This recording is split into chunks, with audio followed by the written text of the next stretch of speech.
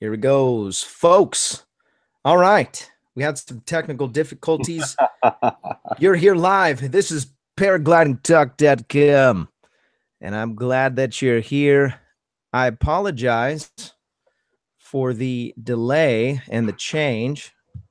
Now, Neil just logged out. What I think Neil's going to do is probably going to go back to that other chat room and send the invites to those guys so that they can come chime in. Good. Looks like there's already a few people logging in, chiming in. I'm going to do that right now while everybody's transferring over here. I'll drop that little link. Good. Apologize, everybody. I'm not sure what Google didn't like what I was doing, and it figured out that I don't know what I'm doing. Yeah. So here we are. We made it happen. It's cutting edge technology, folks. You can't just come and grab it by the horns. You have to be careful. I figured it out eventually. Tonight, we have a great show. By the way, we have Brad. Brad Gunnuscio is he's in Utah. He's an SIV instructor, but he is one of the guys that is one of the top notch and one of the guys that I keep hearing his name over and over again. Whenever we talk about SIV stuff, his name comes up. I'm probably going to go to him for an SIV. We're talking about tonight. We're going to talk about some excellent things in flying, paragliding.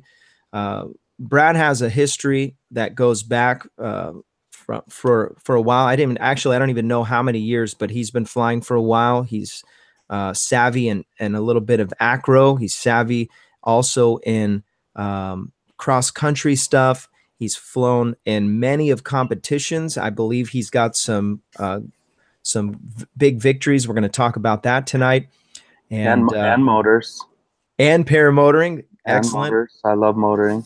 That's fantastic. Yeah. Speed flying and speed flying. Okay. Yeah, that's probably the one I'm the least skilled at. Would be speed flying. Okay. But yeah, motoring. I love that. Right on. Yeah. So we've got that going on tonight. I just got some text messages. A couple other guys want to join the show. I'm going to send that out while we're chilling. So maybe tonight you can start off by just telling us how you got into the sport, and start from the beginning. Were you at the park? You saw somebody flying over your head, and you said, "Hey, I want to do that." No, I started out because my dad was a hang glider pilot in the 70s. And nice. So my first memories are about 3 years old, and watching people hang glide around. And so I grew up around the sport of hang gliding. And then when paragliding came on the scene, I was like, I will never do that. Why would anybody do that to themselves? Like it came out and it was pretty crazy. People had no control, no ground handling skills. The gliders would take deflations. You know, you'd sneeze and the glider would take a deflation. You couldn't control it from rotating, and people were going to the hospital all the time. It was just really scary when I first came on the scene. And so I was like, I'm gonna stick with hang gliding. I would never do that. But then once they started getting better control, and I could see that, that they had better control and that the gear got better.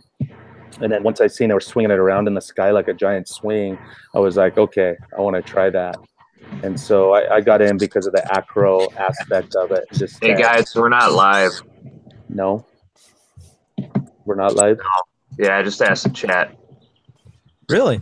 Yeah, I'm looking at the chat. It's not on. Is that in the old chat? I'll refresh it here. Yeah, we're live here. Going good. Yeah. Maybe my computers need to refresh. Yeah. Yeah, we're live. Let me just pull up my I can't see the chat, so I don't know. Oh yeah. Yeah, we're live. All right, good. Okay, I'll keep going. I don't know what's up wrong with my end. Yeah. Okay. Yeah, before we go any further, real quick, the it looks like most everybody jumped from the other chat into this chat. If you are still logged in, Neil, to that other chat, can you drop them the link to this one, if that's possible? Yes, it should be in my notifications, I believe. Let's see here. Just got it. Excellent. All right, Alan Tho in the house. What's All right, we're in up, Alan? business. Hey, what's up, guys? Alan, do you know Brad? Yes, I do. Brad? Alan? Brad. Hey, Alan. Yeah. Hey, how's it going, Brad? Haven't seen you Fantastic. Yeah, fantastic. Good to see you again. in a while. Yeah, man. Yeah, Yeah. cheers. I think it was like 4 years ago at Lake Berryessa when you were doing it for Eagle. Oh, yeah. Yeah. You were a participant in the course? Yeah, with Jordan and a couple friends of mine. One of my friends threw his reserve. Oh, yeah. Yeah. That happens. It's not as common as people think, but it happens, you know. Yeah. Yeah, it's funny. People are when they come to the course are so afraid of throwing their reserve or getting wet, and I let them know like it's actually pretty uncommon. It usually takes 5 courses, 5 or 6. I'm like, oh, nobody's gotten wet, and then like 2 people get wet that course or something, you know. And I think also that was 4 years ago. So getting better and better at getting the information across and keeping people dry too, you know. Yeah, totally. He was locked in a spiral, and you were like telling him, slow it down. You were so calm. You were like, slow it down. Both hands to slow it down. Both hands to slow it down. Throw your reserve. Throw your reserve. The reserve came out. And, he's Good. like, reserve toss. And then Cody Good. picked him up on the boat. How many times did I have to tell him to throw it before he threw it? Twice, yeah. Okay, twice as good. Yeah. Twice as good. What bugs me is when it's 8 times, 10 times. Like, are you freaking kidding me? I'm telling you to throw it for a reason. Like, please. Throw. You know? So funny. Who was that, Alan? That was my friend Ben Cox, and Okay. I think if you watch Max Martini's video about the SIVs, like his thing, that was the guy I was referencing in the comment. But anyways, off topic. But yeah, No, that's that was awesome. my friend. We were both pretty new. I mean, we were both P2s, I think, at the time, and it was the next step for me because I wanted to fly cross country, and he just got scared out of it even after. It wasn't just that; it was just he didn't enjoy the thermals, and he just decided he didn't want to fly anymore. So, Wait, he doesn't fly anymore? yeah, but I mean, he really wasn't flying that much anyway. And, Oh. and it was just sort of, some people, when they dive straight in, they fly hard for a year and then they just quit, and then, They scare themselves out of it. They go too hard. yeah. You know?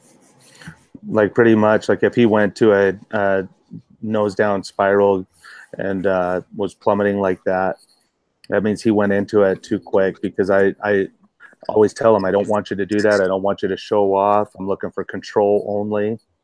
And that's modulating the spiral, not balls to the wall, go to a gear 5. I don't like that. It freaks me out and freaks them out too. You know, it's not good. Yeah. Yeah, he had actually, I could tell he was getting scared when he came out to visit me at Marshall, and he flew once there, and it wasn't even that rowdy, and he was just, because he flew at Pacifica, he's a San Francisco pilot, so basically he had never gotten used to any bumps, and he was already a little scared. Some people, when they get in the sport, they think it's all smooth air, and they're just not, they just don't enjoy the rockiness. Yeah. Yeah. Yeah. So I don't think it was just that incident that No. he was already starting to back out of the sport. I was hoping a little SIV training would make him realize it's, I always want that too with SIV training, but on the other end, I think it also teaches people if they should or shouldn't do the sport as well, which is a lifesaver as well, because there's a lot of other cool things to do, you know. Totally. Good point. Yeah. Yeah. And it's no joke flying these things, and it's the most amount of responsibility I've ever had. You're up there flying, and it's not like you can just call somebody and ask a question right now. It's like it's spot on. You better know your shit, what you're getting yourself into, and you better have the answers, when you go. And so it's a crazy amount of responsibility. Every other day we can sit there and Google or call somebody. You can't do that when you're up there. It's too quick and not going to work out. It happens fast. Happens fast. So you watched your dad fly hang gliders, and at what point did you say, and at what age were you like, I'm going to fly a hang glider and get into this? I started dabbling in hang gliding when I was 15. So just dabbling and messing around at the bottom of the hill, and then 16, then 17 getting into it good, and then one of my hang glider friends that switched to paragliding is like, you gotta try this, and he totally talked me into it. In one conversation, I went and I signed up for lessons, and I never looked back. I don't own a hang glider now or anything like that, but I did. People were always like, you're a natural pilot. Like, I got signed off on my P2 in 6 lessons. I was signed off, which is unheard of and crazy. And it pretty much almost killed me the day that I got signed off. I got blown over the top of our mountain at the north side point of the mountain. And I got blown over the back. First time getting signed off. And I'm like, man. And and didn't know, how to speed it up. On a hang glider you could pull in. I knew nothing about my speed bar. I should not have been there. I was also on a too big of a wing. Like, wing loading is so important, and I got so too big of a wing. And anyways, I got blown back, and I'm looking down, and like, okay, I can come down behind this mountain. All of a sudden it got really quiet and I couldn't hear anything, and I looked down, my wing was below me. And the only thing that saved me is that I was super athletic and made a muscle, because I fell from really far and landed on the side of the hill and rolled down the hill. My very first time. My very first flight being signed off. And so I hiked to the top of the mountain. I couldn't believe that I was okay. It was only because the side of my landing being on a steep hill and being strong. And so I went to the top of the mountain. I was like, I'm done with this sport. And I sat on the hill and I watched my friends flying around and flying above me and stuff. And I really had to do some soul searching.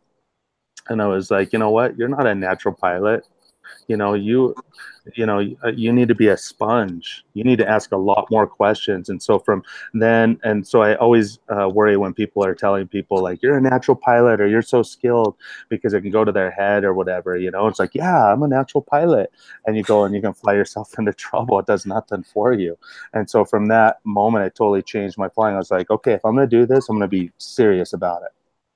That was scary shit. And I'm going to be a sponge, and I'm going to ask as many questions as possible. And I'm in the search for knowledge. And I'm going to be a lifelong student. And that's where I sit right now. Even though I've been flying, whatever, do SIV courses, I'm a lifelong student. And I learn all the time. And I go to these competitions to learn. And you just keep learning. And it really helped my flying. It really helped me to be safe. The most importantly, just realizing when you feel like a leaf in the wind, which is not a good feeling, and I never want any of my friends to feel that kind of thing, So I reached out to you.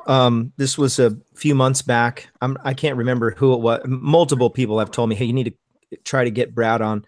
And so I'm so glad that you decided to come on. I really appreciate that. You, the time that I reached out to you, you were at a competition.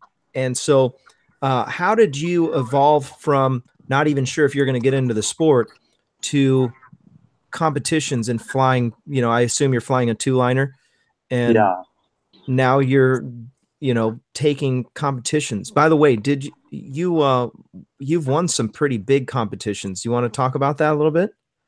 No, I've won some good ones. My trophy table needs to get a little bigger. I love my trophies. Yeah. A lot of people throw them away. Each one is like a story, because it's like a battle that you go through. Yeah. And each one I can go to and it's like, this is what happened, that one. And they're like battles. And it's like, it takes so long to get that trophy. They're usually 7 days. If you have 7 tasks and you're flying, 3 to 6, and some of them, like, that one task we had up in Oregon, we flew 9.5 hours or something. Like, it takes a long time to get those trophies. 9.5 hours in the air? 9.5 hours in the air. Yeah, that at the time, that was the longest task in U.S. history. Wow. In U.S. history, is I think 180 or something, but it was something like 9.5 hours I was in the air. And so I don't think I even got a trophy at that one, but what I'm saying is each one is like my souvenir, and it reminds me, it's kind of my diary. I can tell you what happened at each one of those trophies. So I love to keep them. And there's you know, there's a lot of comps that I don't have trophies to. For all the trophies that I do have, there's a lot of trophies I don't have because I didn't do good. Or what's your biggest accomplishment in that? In competitions? What's your biggest? Probably winning the Brazilian national championship. Oh wow, that's a big one. Because I've gone there so many years, and I know how good the pilots are. And so, you know, I'm flying with Frankie Brown, who's a legend and, you know, role model for me, and just always looked up to him. And so to finally get a comp where I beat him in was like, yes, so sweet. And it was extra special because it was the first two-liners, the first serial two-liners that ever showed up. So the R10.2 showed up, and I had a three-liner glider there, and I was like, this glider can't be that good. And Andreas Malecki, who's the German champion, he was flying, and he got second in the comp, and I was able to get him. But like one task, he's following me, he's way behind me, below me, and I look back, and here he comes, and his glide was so good that he catches up to me, and it's like he's in a thermal the whole time. And I was like, you I can't even say what I said to him, but I'm like, you should at least pull big ears or something. That's not fair. Yeah, and it's so funny because he pulls big ears and he's still on the bar and he's still out gliding me with big ears on. That's how good of a glider he had. I just remember this cackle, and he goes flying by with big ears on. And so for me, it took a strategy to win that. So I was super stoked at the end of that I was able to get it. Wow. That's a good one. That's incredible. And Yeah. that's no joke. That's big boy air over there. No, this is big boy air over here. That's pretty mellow over there. Is it? Yeah, Brazil's a lot more mellow. It's the tropics and lower altitude and stuff, you know. So but this is way bigger air. Point of Mountain, is that where you're at? Point of the Mountain is, I live at the point now. Okay. I used to live here in the point in my car, and now I'm blessed enough that I live in a house up here on the point, which is amazing. I never thought that would happen, being, you know, paraglider pilot, living in a car. Here's a question everybody's going to want to know. Mm-hmm. Have you ever launched from the backyard? Launch from the backyard? No. Yeah, we launch in, I have the only house you can launch and land at in the backyard. Literally, so, like your backyard right now? Yeah. Launch and land from the backyard. Yeah. Dude, that is so rad. I can show you. This is launch. Way. There's the windsock right there. Hold on, I was totally joking. No, I launch and land. See this gazebo right here? I land on this gazebo. Oh my god! I land up there on my house all the time. Oh, that is so awesome. Right now, yeah. What's really nice is if you see those, you can see those mountains there. Yeah. It takes a special day to be able to launch here and then jump over to these mountains. And in the last 2 weeks, I've done it twice, which is pretty awesome because I never get to fly. People are like, "You're so lucky, you're a paragliding instructor," and it's not very lucky. No, because you're on the ground. You don't get to fly.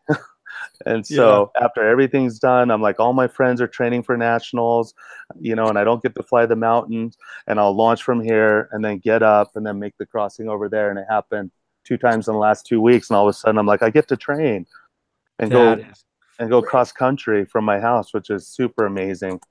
Oh my gosh. And I'm usually super jealous. Both those times were with my SIV crews, which is really cool if we get good weather. I love to fly with them here too and free fly and without me barking orders in their ear, do this, do that. And like, let's just go fly thermals and have your radio on in case you do something stupid. That is so rad. Oh my gosh. That's really cool. Super I love lucky. it. Super lucky. I love it. Yeah. You are Brad, blessed. I got a question for you. Yeah. Do you do paramotor or just free? Yeah. No, I love paramotoring too. Is that a good way, you think, if someone's getting into acro and they've done a lot of acro, they've done a few SIV acros, and I've done a lot of, you know, stuff, but I'm looking for smooth air, and it's really tough to do free flight, and I'm thinking about doing the motor to get high and then do some acro with the motor. You know, I don't know if you know Andrew Fuller, but he's come out and done a bunch of courses with me, and now he's taking it to the motor and going up and doing some sick stuff on the motor, and he feels good about it. I mean,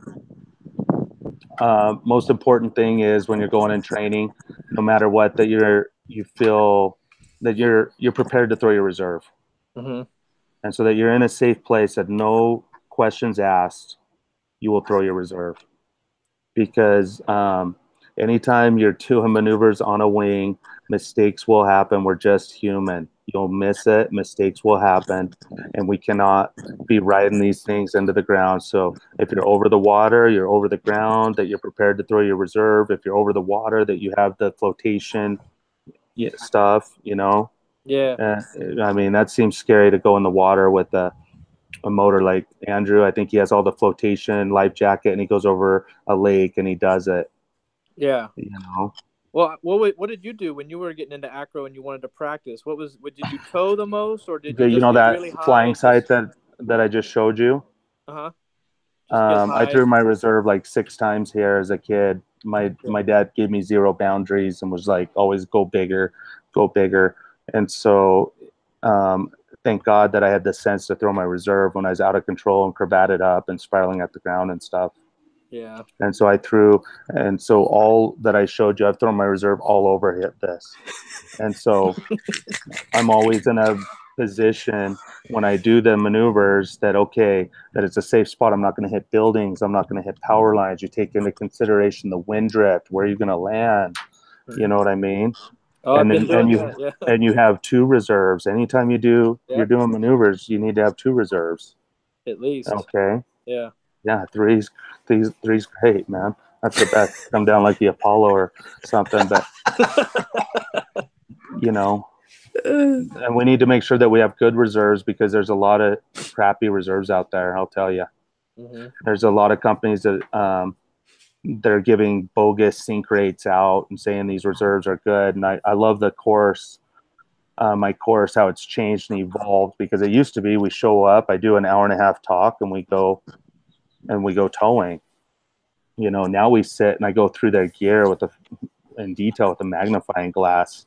And one of the main things I'm looking at is their reserve and how it's packed in there. And people are pulling out these reserves that are like super tiny. And I'm like, oh, this is a good reserve. If you were like a dog, and not a very large dog, but a small dog, this might work for, and things like this. Like, you know, we need to be proud of our reserve. We carry it around all the time. You know, we're always why do we carry it around? We're carrying it around for that moment. And I always tell people, like, don't miss that moment. You know, when you're out of control, do not hesitate.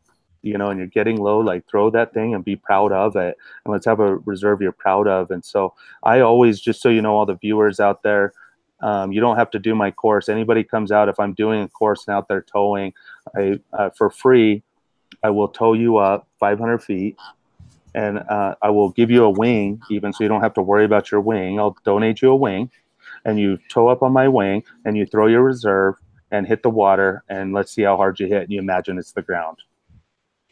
Because I'm trying to get rid of all those bogus reserves out there. Yeah. You know, and I will pause my course because it's a learning experience. We get to see a reserve in action, because it usually doesn't happen at the course. So we get to see a reserve in action.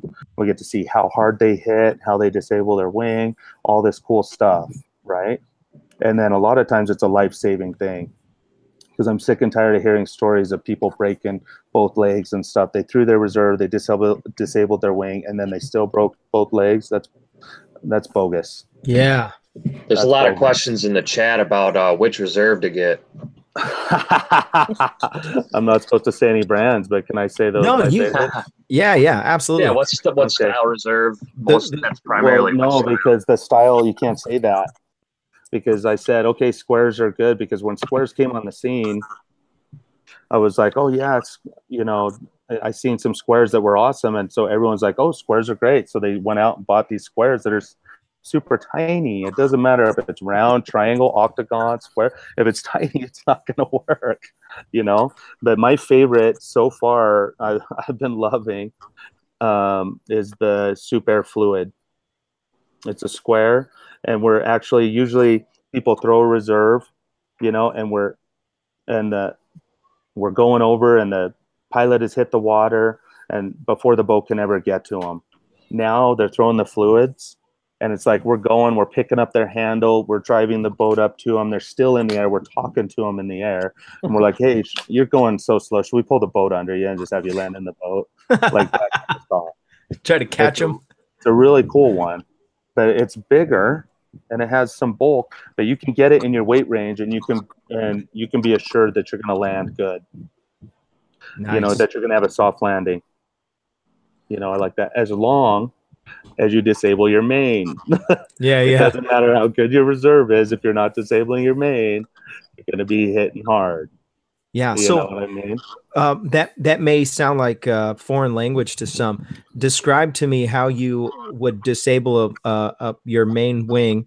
You're just grabbing one side and maybe just one brake and just pulling it all the way in. How do you do it? If you grab one brake and pull it in, it's going to be like a propeller. Right. It's going to start spinning around super fast. Okay. And that's not going to be good. It's going to give you a lot of oscillation. Not good. It used to be that back in the day, that we would try to pull and pull until we got to canopy. Right. And then, man, I'm strong, and I could never get to the canopy. It would always rip out of my hands. It just wasn't working.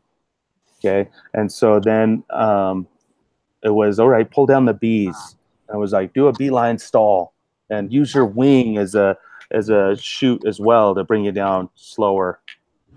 I could tell you what, I would have 8 people go up. At the end of the course, I always offer, like, all 8, let's go up and practice disabling our main and throw a reserve and see how hard we hit. And I would have 8 out of 8 could not disable their main with the bees. You would think that when you pull on the bees, it'd be less pressure, because you think the reserve is carrying the weight, some of the weight, that you'd pull the bees, it'd be less pressure. No, it's more, because when the reserve opens up, your wing goes in front of you a little bit. The further it goes in front of you, harder. I would have 8 out of 8 that were hitting in a down plane and hard. Okay. Wow. And so I was like, this is not working.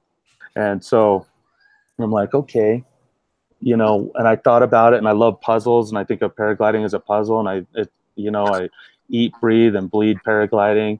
And so I love figuring stuff out. And so the answer came to me. It's like, it's been in our hands the whole time. It's your brakes. And so, what I do is I have both pilots, or I have the pilots put both brakes in their hand and throw their reserve. Okay. And then go back to the brakes. Okay. It's dual purpose, because people don't realize when you throw your reserve, can you believe that I've been at a competition where 3 pilots showed up in arm slings because they threw their reserve? You know why? Because when you throw your reserve, the bridle comes all the way up and catches their arm, and the arm gets tangled up and gets pulled out of socket and shit. Ooh. So you need to be clear of that little detail, right? And so throw the reserve, come back to get your arm clear, grab both lines, wait until it makes sure that your reserve opens. That's key. When the reserve opens, both brakes and pull hand over hand until you have it into a stall ball. If that doesn't work and you're pulling us too much, we overpower our wing all the time with the rears. High wind launching, you should always have the rears in your hand, right? Anyone that's been flying a while understands the control you have in the rear risers. You can overpower the wing. Okay. Oh, yeah. And so that's the next thing. If the wing is just out there and overpowering and you were too late, then you need to grab the rears and pull and do a stall with the rears. Try to get the wing into a stall is the best thing that I've come up with. Nice. It's not set in stone. I've talked to people. I talked to Jockey Sanderson. I talked to Russell Ogden. Russell's like, that's brilliant. And so right now that's the best thing that I can think of, unless we're disconnecting from the main, which I don't like the complications of that. I don't like the complications of disconnecting from the main and all that stuff. So that's I like to make sure I'm locked in. Yeah. So I like that. So brakes, come in, clear your arm away from the bridle, ripping up, and stall the wing into a stall ball. The only thing I've seen that people do wrong is they'll throw the reserve, and before the reserve is open, they're stalling the wing, which you're going to drop faster. Oh, yeah, yeah. You know what I mean? You want to make Yeah. sure that your reserve is open. So it's like hands in and wait for that thing to open. If it's not, you need to go for the bridle and get it out of the bag, you know? Interesting. Yeah. This has been the best discussion we've had about being under reserve, and I'm so grateful. Actually, in the chat, we have a guy. He's Nelson's Wings. I've flown with him a couple of times. He's in New Mexico, and he just recently had to throw the sheets. And I was planning on. Yeah, he's good. I always want to congratulate people that throw their reserve. Yeah, Yeah. man, he was I want low. to get over this thing that it's a bad thing to throw your reserve, you know, and that's not true. It's a bad thing to not throw your reserve. Yeah, Throwing your reserve is always the right answer. yeah, But not throwing it could be the wrong answer, you know. And so I'm Yeah. always like, throw it like your life depends on it, because it does. Yeah. So anyway, sorry to interrupt. Congratulations. What's his name told me, was it Steven Nowak told me, he says, don't worry, you got the rest of your life to figure it out. Yeah, right. You don't throw that thing right, you're doomed. Yeah, well, So- we had a competition in Colombia, and it was the record-breaking year. What was it? 10 meters a second thermals. Oh, 10 meters a second thermal, super strong, and just people weren't ready for it. And there was like 16, and this is a stat I give people. There was 16 people out of control with incidents, and 13 of them threw their reserves. And even though some of them, they were like over cities with power lines, and you know how it is in South America and how many power lines, I'm like, ooh, that doesn't look good, you know? And but at the end, at the prize giving ceremony, the 13 out of 13 pilots that threw their reserves were all there. No problem, not scratch on them. And then the 3 that didn't were not there, and they were at the hospital. There's a stat for you. wow. That is wild. That is wild. How many pilots were at that event? Probably 125. That's a pretty popular event. Yeah. Wow. Yeah, I rolled in the Open. I heard the rat race is changing. Yeah. Is that true? Yeah, it's not the rat race anymore. It's the Applegate Open, and the old organizers stopped doing it. They did it for, I don't know, 12, 15 years. They did a great job. Unbelievable organizers. It was sad to see them kind of give it up, but, you know, they needed to do something else, so they stopped. So the club took it over, and they're doing it. And it's not as much people showing up because people want to see how it goes, I think. You know, how do these new people do? Right. You know, what happens? The new one. You know, it's sad because that was such a special event, and it was pretty amazing. You had 100 in the race and 100 in the sprint, and you probably had 300 other pilots just show up to fly and hang out and volunteer. And so it was an amazing gathering of pilots. Super cool. And to see it so small this year is kind of heartbreaking, but hopefully they do a great job, and then it'll pick up steam, and hopefully, you know, we'll start getting more people going to it next year, because that is an amazing place to fly. Yeah, that's cool. I've heard a lot about it. I want to go to that really bad. Yeah, it's super neat. That you know, we had Torsten Siegel, who's always ranked in the top 5 in the world, and he came out and did the rat race one year. I beat him, of course. Hey, Torsten. Nice. Nice. That was such a good competition. But he said at the end, he's like, you could have a super final here. You could have a world championships here. It's an amazing place to fly. You could totally have whatever high level comp there, as well as just beginners doing first time cross country. It's wonderful because you can get up and you can try to cruise around this valley, mountaintop to mountaintop. And if it's not working, you go to the LZ. And so you could kind of you can go cross country, but keep the LZ within reach. That's great. Pretty neat. Yeah. You know? Super special. And then just to have everybody there and the camaraderie and everybody helping each other out is pretty special. What's cool about this year is that even though the organizers have changed, we have the same volunteers, it seems like, and the volunteers really are what make the thing go. You know, and the volunteers have been amazing. They know that place, and it sounds like, you know, all the main volunteers are coming back, which is pretty cool. So there's still time to go. I totally recommend it. We have this, you know, all the same retrieve guys and rescue guys and everything. And Oh, so that's great. if you can make it, I'd go. Yeah. That's excellent. Yeah. So speaking of, do you ever come to San Diego? Rarely. Yeah. Rarely, yeah. Usually in the winter. I used to go all the time back in the beginning just to get out of the cold and actually go get some thermals and go fly Blossom. Yeah. Go down there and go fly Blossom. Hold on, I gotta show you something. Yeah, Blossom is awesome. That's what I remember. And then nothing like flying Torrey Pines and just being able to fly over the ocean. I'm not used to that, so it's pretty fun for a moment. Here we go. Check this out. Randy made us some t-shirts. Can you see that? Oh, Blossom San Diego. I love that. That is awesome. Blossom is awesome. Awesome Blossom. I love that. Yeah. I remember being there, and they're like, "Don't go over there to that big rock sticking out. We call it Thumper."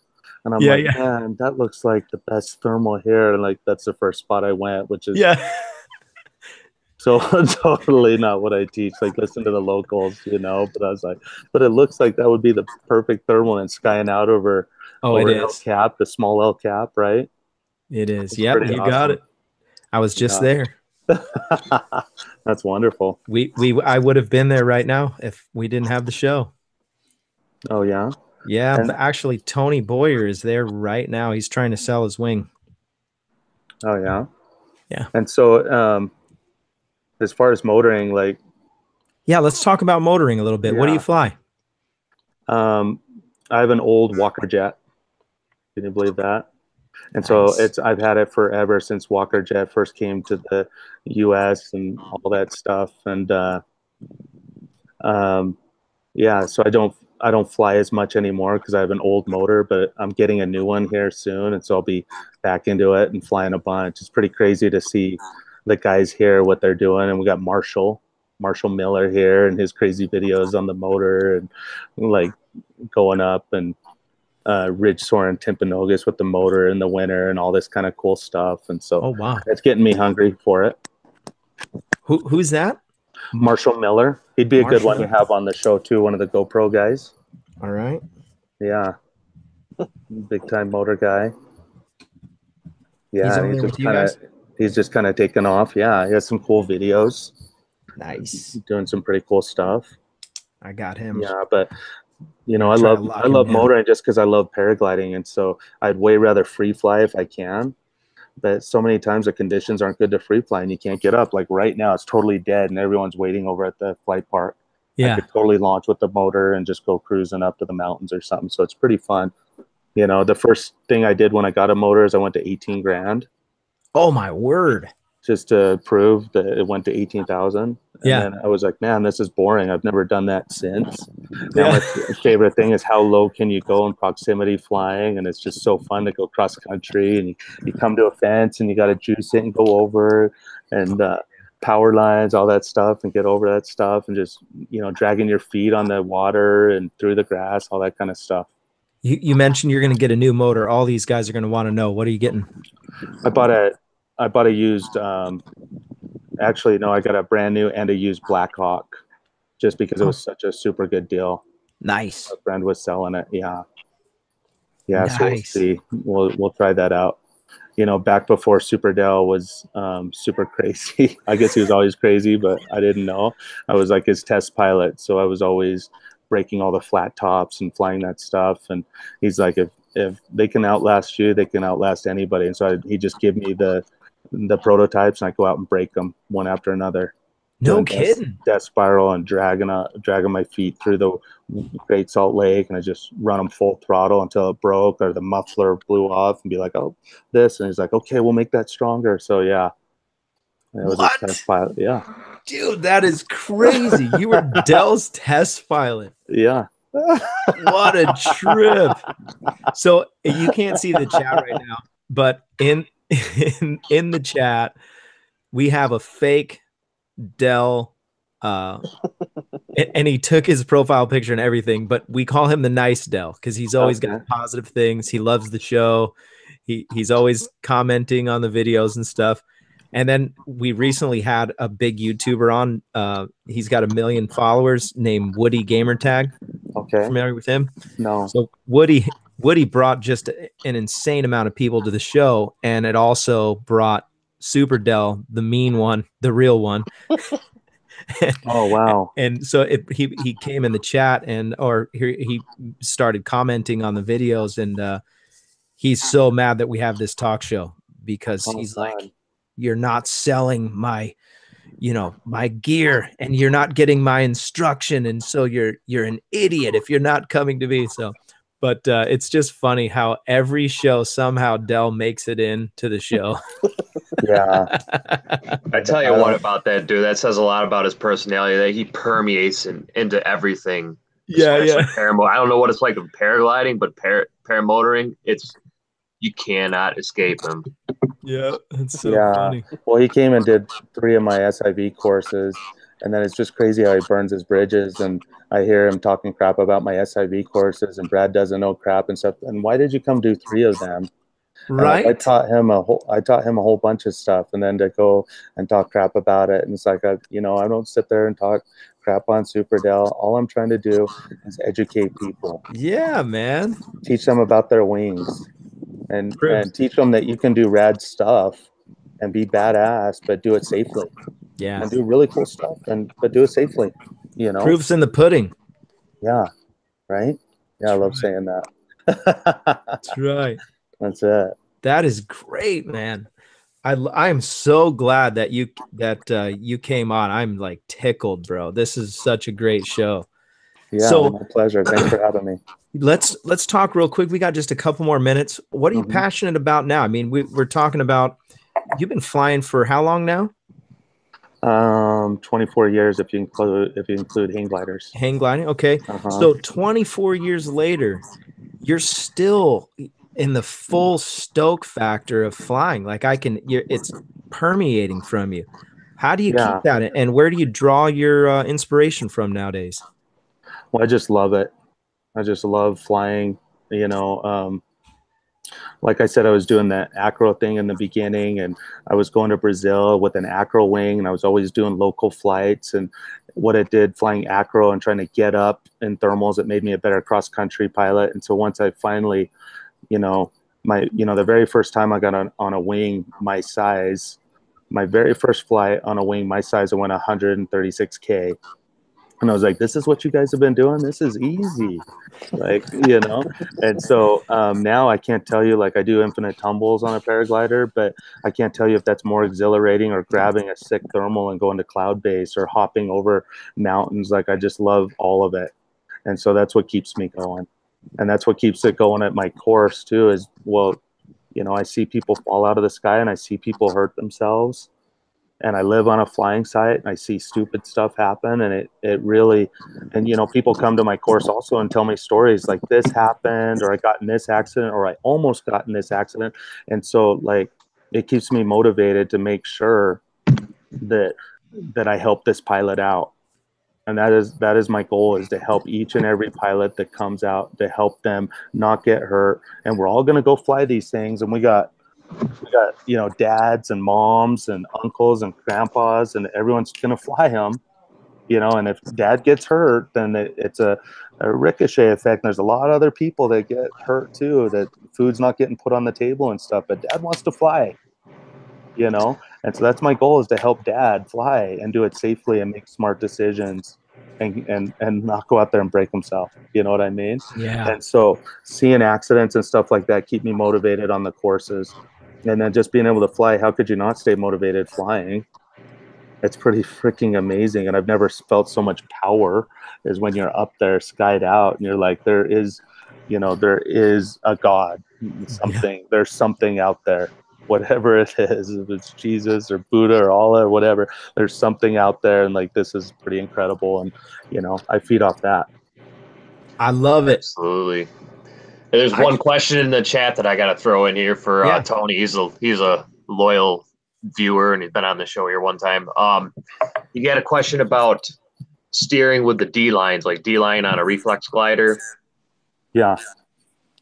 and what does that pertain to SIV, and maybe some tips or tricks on how to do that, if you would need to, why you would need to. Let's see. So I have I'm pretty new to the reflex gliders. I have a dudek that I've only flown a few times. It's the true full reflex glider. But my Enzos and R11s, they had partial reflex to them, and I think it's the same thing, that you fly with the rears until it gets too turbulent, okay, and too much, and then you go to the brakes. I'm not sure what he means by that question, but I think flying with the rears, we know that we can overpower the wing with it. On the Enzos and these two liners, we're usually we're countering that with a bunch of speed bar. But I know that you can, I think everybody knows you can stall your wing a lot easier with the rears. And so like my Enzos, like I'm on the rears until it gets too turbulent, then I'm to the brakes. And that, I don't know if that makes any sense. Excellent. Yeah, I'd have to scroll back and see exactly what he asked. But, yeah, another question is, yeah. Another question. Nelson's wings. His name's Steve. Steve was he was the guy that just recently went under reserve over there in New Mexico, and he's asking about the Yeti. And I'm not sure if he means the Yeti is his reserve. Is it a Yeti Cross, or is it just a Yeti? Because there's a Yeti Cross and there's a Yeti. He's got a Yeti large, and I'm not sure. So that sounds like it's just a Yeti round, and it's what I feel about any. Jen makes amazing stuff, and I'm good friends with Jen. And okay, I was just hanging out with Jim, and on launch every day, we were like the first people on launch. We'd spend hours together and talking, and he was like, those damn Germans, they want everything lighter, and the only way to make them lighter is make it thinner material and make it smaller. Okay. And so everyone wants lighter, and I've been anti-light stuff for a long time, and I still stand true, especially with the reserves. I don't like any reserve that's light, and a Yeti is a lightweight reserve. It's thinner, smaller reserve. And my indication when I see people come down on the Yetis over the water, they're hitting hard. They're not happy with it. He said he has the Cross. Oh, the Cross. I don't know the Cross. I was hoping. That's a new one that came. I haven't seen someone hit, so I can't tell you. Okay. And what about Regala? I love the Regala. I love it, but it's an advanced reserve, and it takes more stuff to do. And even though people are like, but it acts like a round when the brakes are stowed, but it still has some kind of forward penetration. And I just had a guy that threw it a few courses ago, could never get his wing disabled, and it just sat there, and thank God it just sat there flying in a circle, and it was just cruising around in a circle, because if it flew straight, it was going to fly over towards us in a construction zone and power lines and whatever, behind us. And so I was so happy that it just kept flying in a circle, and he landed very, very soft. But what I'm saying is you have to do stuff with it, and you need to get to it and control it. And so I always recommend for your beginner to intermediate, like, go with stupid easy. Go with it used to be rounds, go with the square, and go with a damn good square, right? And then later on, as you get more advanced and you more have your wits about you and stuff, then I'd say go for a Regala. And to me, I'm all about flying with two. I'm all about flying with two reserves. Carl, Colorado, he's one of the faithful guys for the show. Actually, he designed the logo for the show. He was asking the question. He asked the exact same question. I was just thinking, what reserve does Brad Gunnuscio fly with, or reserves? I fly with one fluid and one Regala, the Beamer. Okay. Yeah. Which one do you throw first? That kind of depends on the situation. And really, if I'm lower, I'm just going to go with the square. You're not going to be able to get to the Regala anyway. Okay. You know what I mean? Yeah. And if I'm higher, then I'm going to go with the Regala. And that's what's nice is if you're higher and out of control, like I've been out of control and looked down and I was over a river, and worst case scenario, power lines on both sides of the river. And I'm like, man, I'm so happy I have a Regala. And I got it together and was able to fly away or whatever. But it was just nice to have that peace of mind that I could remain calm and know, you know what, if I throw this, I can fly away from this river and that. But if you're low, you know, I would just go with the square. And so, yeah, I have a fluid large and I have the beamer. That's what I fly. The Regala is the other one. But then the next thing as well is it depends on what side the reserve is on, because if you're out of control and you have the wing on one side, you don't want to throw that way. Right. You know what I mean? And stuff is going on. Or say you're whipping around in a spiral, you don't want to throw to the inside, you want to throw to the outside type stuff. Right. So it could be a right or wrong answer on which side you throw. So that would matter as well. There's so many variables. You fly with two when you're in competitions or just one? Yes, two. Really? Yeah. So you got one in the front on the deck? No, I only buy a harness that can hold two. Okay. So you got handles on both sides. Most people, when they pick a harness, they go and, oh, what's cozy and what's comfortable and stuff. The first thing I go to is where are the reserve compartments? How many do I have? And how easy can I get it out of there? Because I don't care how cozy it is if it doesn't have a good reserve system. Why would I even sit in this thing if it doesn't have a good reserve system? Yeah. So stop going for the coziness and the comfortability and the lightness of it. Yeah. You know what I mean? That is. Go ahead and carry up a little bit extra, you know, and a lot of times we're talking ounces. People make the decision depending on ounces. Like, come on. Yeah. Go ahead and carry up a few more ounces and have a bigger reserve or a better harness, you know? Yeah. Yeah, that is great. Yeah. We had Gavin McClurg on, and he shared with us a story where he threw both of his reserves into his wing. He's falling out of the sky, whips out his reserve. Okay, I'm burnt. Throws his reserve right into the wing. It's okay. I've got a backup. Throws that one right into the wing, and he, you know, obviously he was able to live to tell the tale. Yeah. But luckily, huh? Yeah. We call it pack manning. So we got double pack manned. Oh. Not good and scary. And so it's really important where you throw your. Yeah, because the wing is whipping around and it makes a curve. It almost looks like a Pac-Man. Then this little white pill comes out that's the reserve and hits and doesn't give it a chance. So that's super scary. Do you guys do anything on the ground? You know, when you're as far as training for reserve toss? No, I teach them.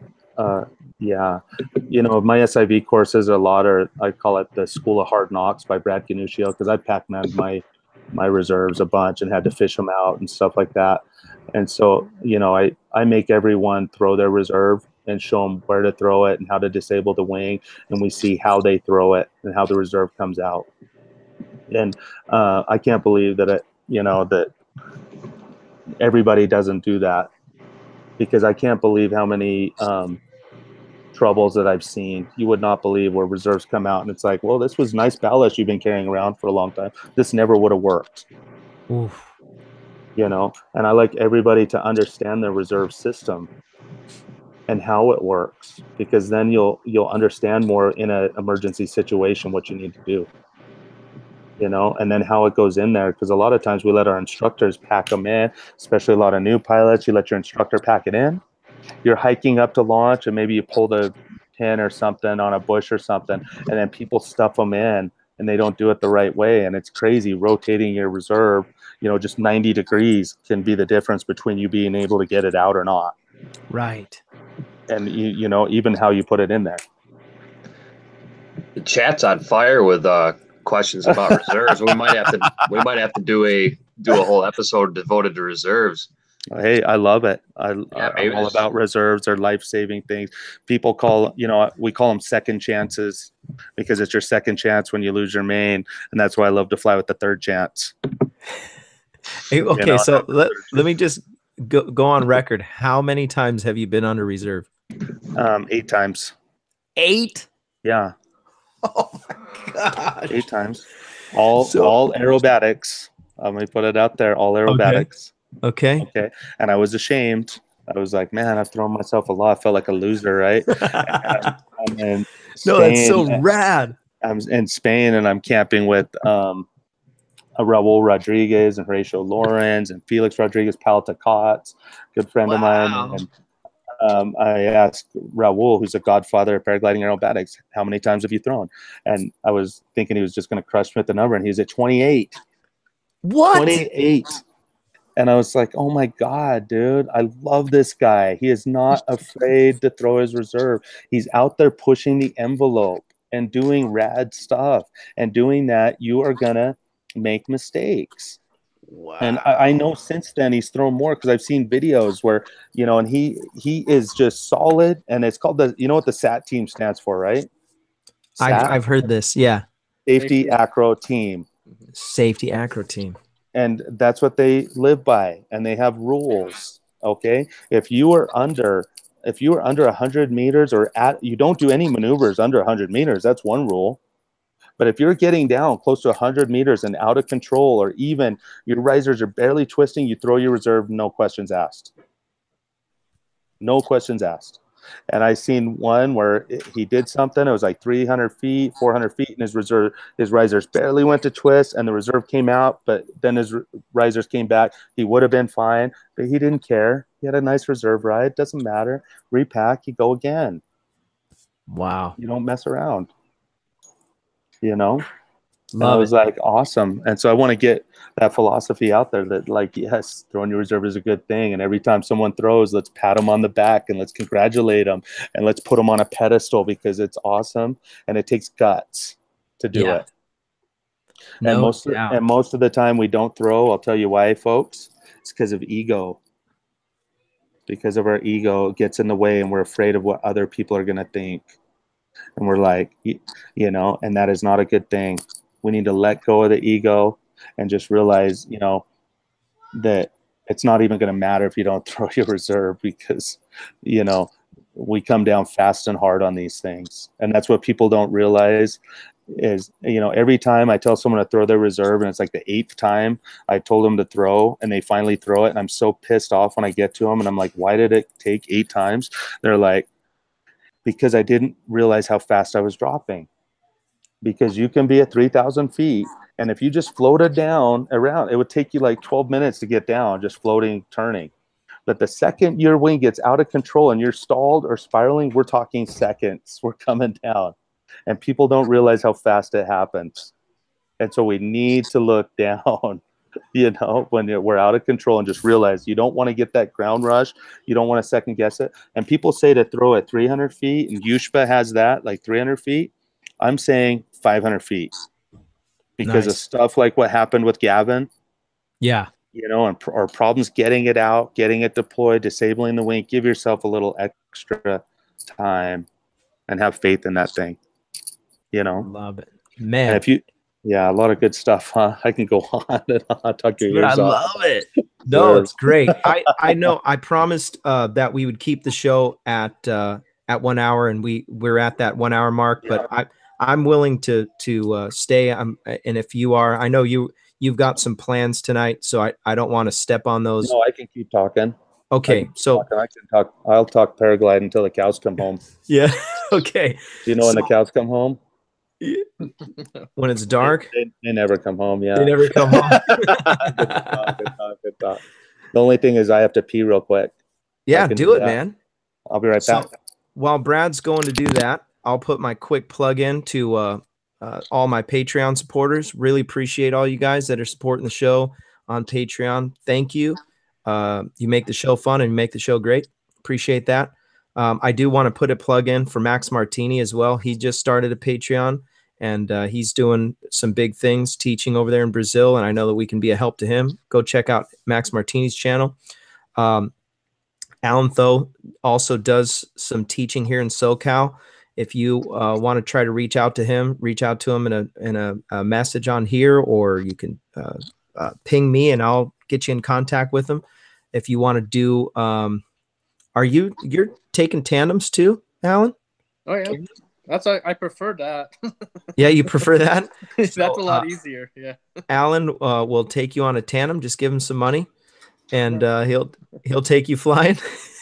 I don't know. You'll have to reach out to Alan, but if you've never flown and you want to, and you're here in SoCal or you're going to take a vacay over here, definitely go with Alan. I trust Alan, and I trusted him with my boys. He took both my boys on a flight, and my 10-year-old, my 13-year-old went with Alan on a tandem. So thanks for that again, by the way. They always talk about it. Hey, I told you, I said when you bring them up to Crestline, I'll take them up here too. So. Oh, I bet you they would love that. Yeah. They were stoked. Man, Tabin, he was so excited. He really wants to fly. He's a little bit too light, but I don't know if I told you guys, but he's folding wings for tips now. Mm-hmm. So we'll be at Torrey and he'll be hustling and trying to get people to. How old is Tabin? He's 13. Oh, that's awesome. Yeah, he really wants to. He took his tandem with Alan, and then so now he's really hungry somebody said, hey, you can kite with my speed wing. And I'm like, oh gosh, I can see the money leaving my wallet. It's like, oh, here it goes. So I didn't tell you guys, but I have a son named Sky, and I took him flying a little early when he was 1. He's 16 now, so I took him tandem with me when he's 1. Nice. Him up, and he did his first tumbles and stuff. I was like, oh, might be a little too early. Yeah, a little bit. But then, yeah, he started flying at 7. He I let him chill. I was pushing him till he's 5 to fly with me, and then he didn't seem that interested. So 5, I stopped pushing him, and then because that's what my dad has kind of pushed stuff on me. So I was like, I'll let him make his choice. And he called me up when he's 7. He's like, what are you doing? I'm like, I'm teaching people how to fly. And he's like, when are you going to teach me how to fly? And I'm like, that's what I've been waiting for. Come on down. Doing tandems and letting him fly. And he'd fly for like an hour and a half and do all the flying to his left from his right, pitch control, everything was good. So I got him on mini wings at 7 flying. Really? Yeah. How much did he weigh? Oh, he had to be 60 pounds or something, right? On mini wings though. Okay, and it wasn't a custom wing; it was just like a speed wing. No, like the micro wings. Okay. So, just I got an A certified wing that was shrunk down to 14 meters, and so I started flying that around. But only launches and landings, and never off the top. So it's a little harder in San Diego, I'd imagine. There's a couple spots we can make it work. And sand dunes and stuff like that. Yeah. Oh yeah. Yeah. Nice, man. That's cool. Yeah, really cool. I have 4 boys. Oh, congratulations. That's so much fun. It's wild. You can hear them in the background probably. They're all I can't. They're fighting and wrestling. I had to tell them before the show. I'm like, hey, listen, be quiet because people can hear you. Hey, Brad, what's the contact or the website for your SIV clinic? Thank you for asking. It's sivclinic.com. Okay. Yeah, there's a couple of guys in the chat were asking how to get a hold of you and how to check it out. Yeah, it's sivclinic.com, and if you'd write it in the chat, it'd be great for me. Yeah, I'll put that. I don't like winging it. Everything is set, and so the stuff is set way in advance. And so, people show up and like, hey, can we go do an SIV course this weekend? Like I'm sure if I'm doing one, it's already booked. Because I put them out early, and it's a planned thing, and it's like 3 days of paragliding college, and people leave different people. I just love the reviews that I'm getting, and that I feed off of that, and I feed off of people, all the emails that I get, like, hey, I fell out of the sky today, or this happened, and I heard your voice in my head, and thank you so much. And a lot of people do SIV courses and teach you what to do when the stuff goes wrong, but something that I like to do is I like to teach you how to stop the stuff from happening. Because I don't care how many SIV courses you've done, if you're falling out of the sky or taking deflations a lot, you're not going to be confident. So active piloting, and so that's a big time thing for me, is teaching you how to not take deflations. And so we set you in the simulator, and we do a lot of simulator work and stuff like that. Yeah, it's pretty cool. That is incredible. So I was looking, by the way, I was looking at the, trying to log into the website, and I couldn't get in earlier today. I did put it in the chat, or I'm sorry, I put it in the description of the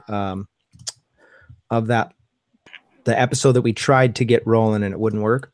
Oh yeah. So I need to know that stuff. yeah, so I got an email from Kirk who said, "Hey, that didn't work," and we thought it was just because I put it in wrong. But then when I went back, it was saying that it wasn't something about the host or something like that. So I just entered it right now and it went right to it. SIVclinic.com, all one word. Okay. Maybe I spelled it wrong. Oh, maybe that's what it is. Okay. And then so let me just put those links in right now. Try that in and see if you can get in there. Yeah, I want to make sure we have it right, so we're not. Yeah, Kirk's not Kirk's on with this. Yeah, mine didn't come up. It didn't go for you? No. Says that there's nothing here. Yeah. And SIV and then clinic. It's on your hat. I can see Yeah, it. yeah. That's crazy. Okay. It's funny because when you type it in, the address pops up like the description, like simulated incident, So it recognized the domain name, so I didn't type it wrong. But then when I load the page was down. Oh, okay. Well, thank you guys for telling me. It must be just in my cache or something. So I'll let my web guy know, and that's good to know all that stuff. But what I'm going to do in the meantime, if it's okay, I'll put your Facebook link, and that way they can reach out to you through that. For sure. I love Facebook, and I use that. A lot of people don't even know I have a SIV clinic or website, and they just all know my name and contact me through that, and that's always good. And you guys are always free if you have questions and you want to talk paragliding talk or something happened or incidents or videos. A lot of times people send me videos like, hey, what happened? And so I can dissect it with them, and any of that stuff. You can feel free to do that, as well as remember, if you're in Salt Lake City and I'm doing a course that weekend, let's go huck your reserve on my wing. Super cool. Dude, that is so rad. Especially if you need a repack anyway, why not? Yeah, you're going to need a repack anyways. Right? Yeah, let's check it out and see how your last repacker did. See if you want to hire him again, how quick it opened. Right. All this kind of fun stuff. Yeah. Dude, that is wild. So what's next? Are you going to do some what's the next competition? Going to the Applegate Open, which is the first part of U.S. Nationals. Okay. And so that's a week long. And then after that, the second part is in Chelan, which I'm super excited about. One of my favorite places on the planet to fly. And we set the record, for 229K task last time. 229K. Yeah. Wow, man. And that's the longest. Insanity. That's the longest task in the world so far. Nobody's beat it, and so that's pretty cool. Hopefully, they don't try to make us beat it again. I tell you what, it's a long, dude, you better long time. Now if you're like me, bro, I'm an eater. I gotta eat a lot. Yeah. How do you stay full? I mean, you're flying all day. Are you just starving the whole time? A lot of times I just don't eat enough for sure up there because you're so busy and every second counts. It's amazing. Like 1 second delay on something could cost you spots. And so I have a protein bar, but on that task, I definitely ate it. And you have a couple for that one.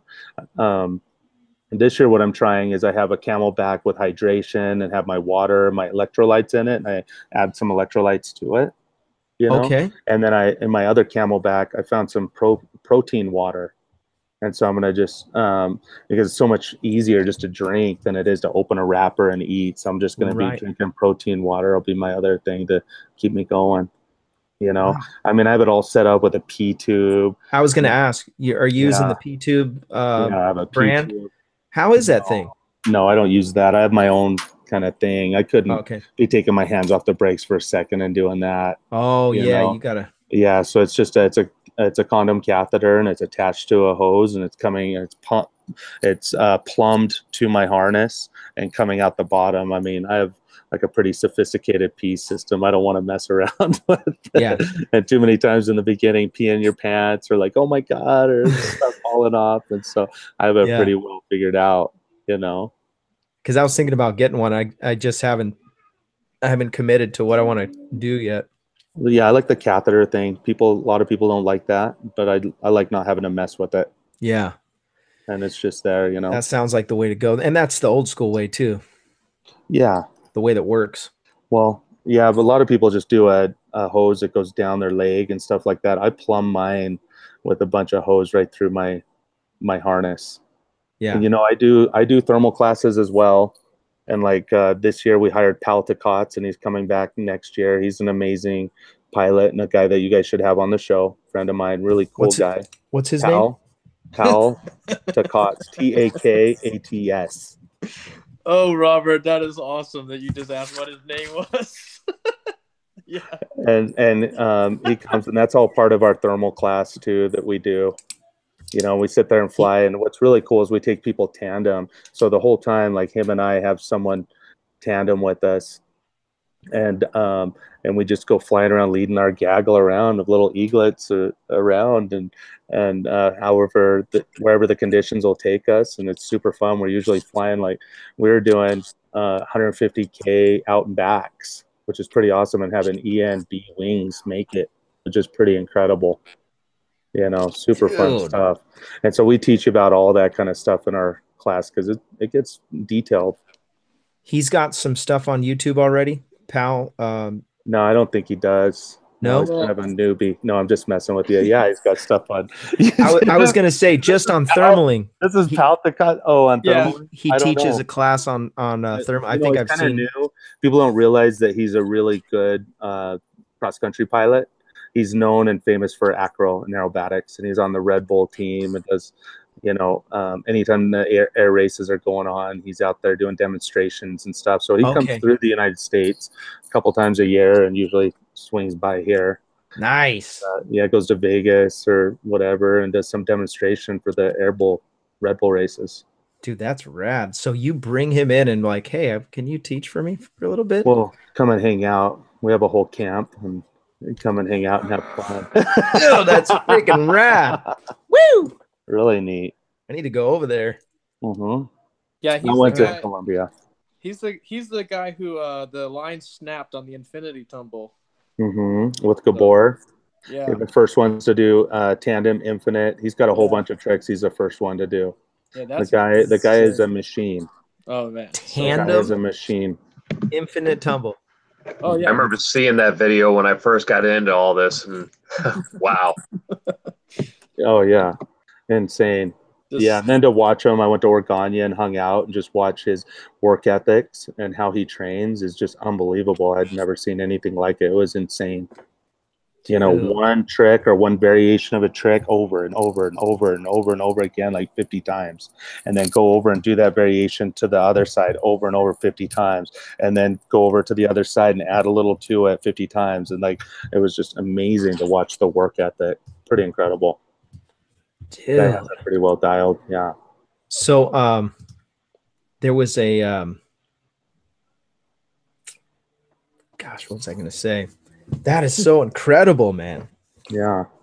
So I'm gonna try to get him. That would be pretty rad. Marshall Miller, he's over there local too. Paramotor guy. Paramotor guy. Yeah, he'd be a good one to have. I'm gonna have to look up these guys, and I'm gonna say Brad Gunnuscio said that you would come on. Yeah. And so.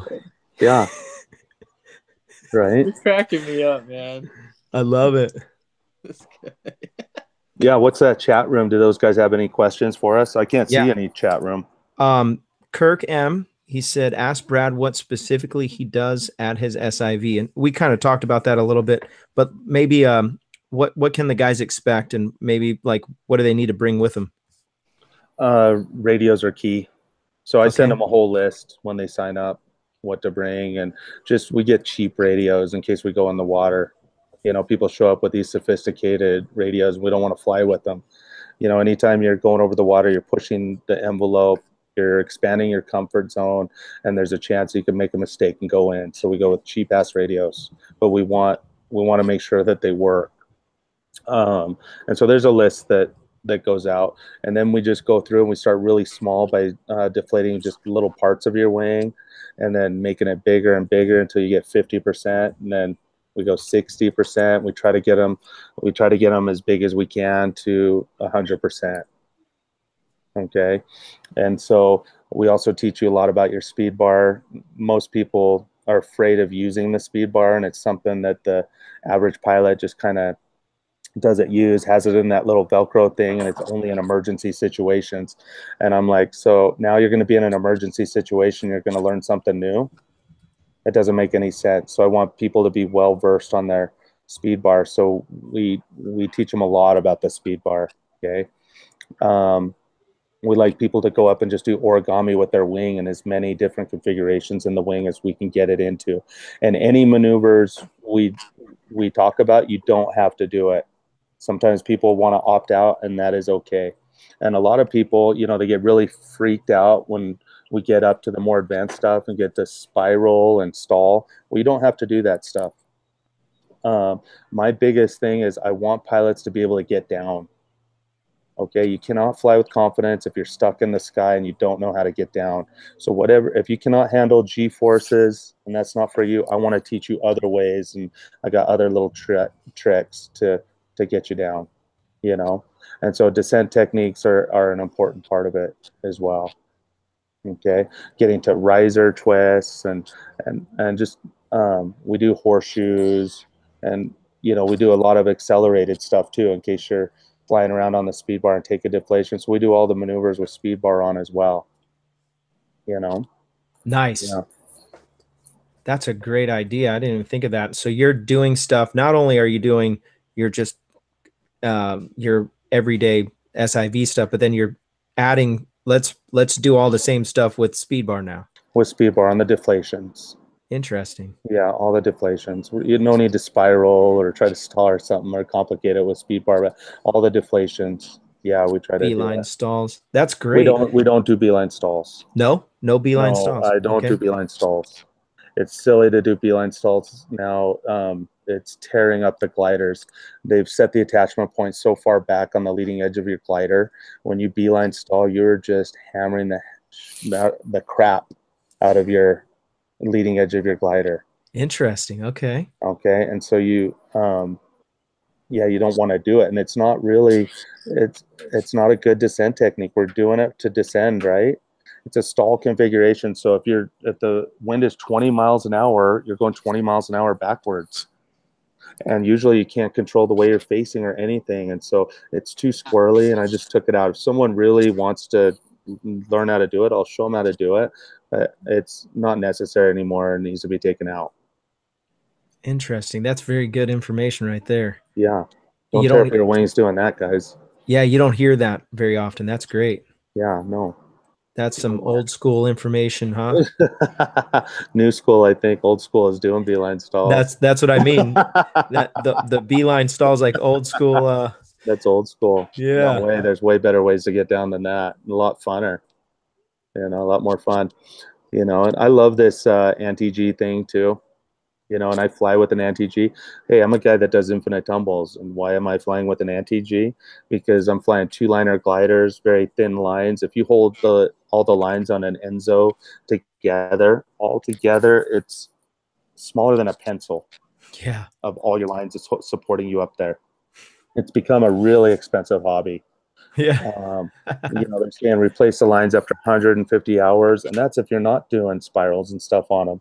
And so when I want to get down, I love the anti-G. For those of you that don't know what it is, it's a parachute that you deploy out. You keep in a pocket, and when you want to get down, you deploy it out. Okay, and so my harness, it's attached to the small of my back, so I can turn any direction. Those of you that don't have an anti-G pocket, you'll have to attach it to your carabiner. Okay, and whatever side your carabiner is on, that is the way you have to turn. So if it's on your right carabiner, you turn right. And so you go to like a nose down spiral, like a pretty intense spiral with no G's. It will not let you get G forces because it's holding you back. And I was wondering about that. And so you just come down quickly minus the G's, which is minus the G's on your body, which I don't care about, but minus the G's on your wing too, which I do care about. And so that's why I love that thing. And so you can come down in a hurry with that thing. And I love that, and getting people there and teach them how to use that too. That's a trip. Yeah, it's really cool. And how big is that? That thing, it's only like, it looks like if anyone that's towed, it looks just about the same size as a drogue chute on the end of a tow line. Yeah, okay. something like that. Big around, and you can disable it too, but you can also land with it open. The thing is, what worries me about it is people taking their hands off the brakes low to disable it, which is scary. Oh yeah. Okay, Well, we you keep just the land with it, right? gliders. We keep the gliders open with pressure, and so to be coming into a hot LZ and taking your hands off the brakes to disable it is you're making yourself susceptible. And so yeah, you can fully just land with it open, or definitely, folks, please disable it higher, where you got a little more altitude. Don't be And you doing just it pull it in. last minute. And you just have a little handle that you pull that disables the pull. It's like the pull down center apex of your reserve. Okay. I mean, we got so much to talk about. We haven't even talked about the hook knives. Right. Everyone needs to fly with the hook knife. And, if you Be throw ready to cut it. well, if you throw your reserve, you got to be ready to disable that reserve when you land. I always say the ride's not over, so you tuck, roll, and then you're getting to your reserve. But reserves are no fun in wind. You can go to YouTube and type in Russian parachuter, and you'll see that guy has a round chute, and he gets dragged for like miles in that chute until his body's like limp, and he's just getting dragged forever. And you could see that can totally happen to us.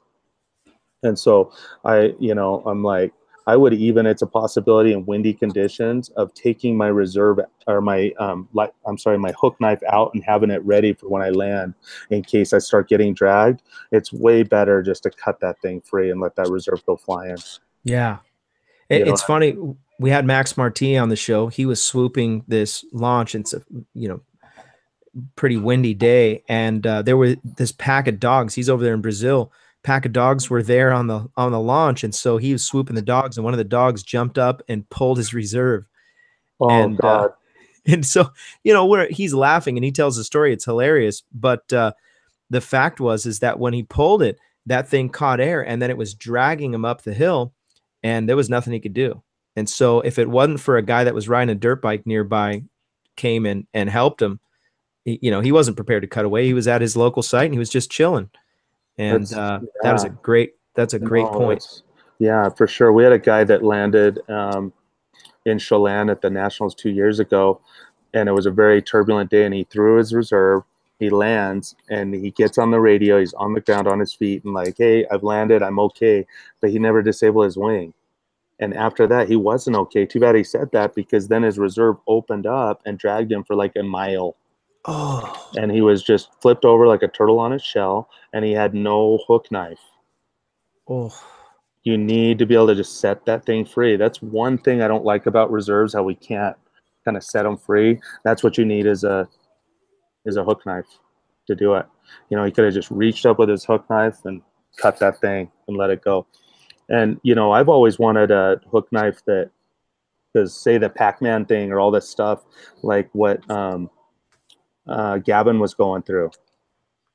And so he throws the first reserve and it goes into the wing. And if you have altitude and it's just like whipping around, you could take your hook. I want a hook knife. You could cut your risers and just set that thing free. Yeah. And right there, I would just want to cut one riser, because that would mess up the Pac-Man, right? Yeah, yeah. And it wouldn't be so bad. And so I finally, our little hook knives, try to cut even a line sometimes with these little cheesy paragliding hook knives they sell us. They're just junk. And so I finally found out what we need, and now what I get, and I get all my people to get is strap cutters, what the emergency people use to cut seat belts and stuff like that. And so I have a Benchmade strap cutter, man, and that thing is so big it'll just set risers free. And I always tell people, like, cut your risers, because your lines are expensive. Buying a new line set for a glider is like $600 or $700, and buying new risers are like $125. Right. So it's better, instead of cutting lines and shit, just cut the risers and simple. Set it free. Yeah. I love it. Yeah. That's incredible. So I am loving it.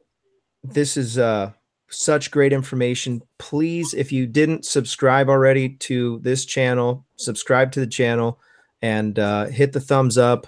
Go to the Patreon, support the show. We're going to keep pushing the show. We're going to try to make this thing bigger and better. You know, every episode I'm blown away at who's coming on and who's involved, and I love every minute of it. You can check out paraglidingtalk.com for the future shows. I don't have anybody scheduled for next week, but like Brad coming on, it was kind of a last minute thing. Brad, thank you so much for coming on. I really appreciate it. I want to have you on again if we can do it again, just because it was so epic. And I'm going to put you in the system for moderation, meaning that anytime you see the show is going and you want to chime in, you'll have authority over the chat, and then you can just ping me and I'll bring you on anytime that whoever's on the show. Oh, that's awesome. And so you can, just like Alan, we interviewed Alan and then he got sucked in, and so he's a regular on the show. And there's many other guys that come on and join us. We do this every Thursday night, and so far we've been really having a great time. And so really appreciate everybody in the chat. You guys are awesome. All you guys that watch the show, thank you so much. We'll do a quick, just a quick chat off the air. And other than that, you guys have a great night. Thank you so much. And we'll see you next Thursday. Have a great night. Be safe. See ya.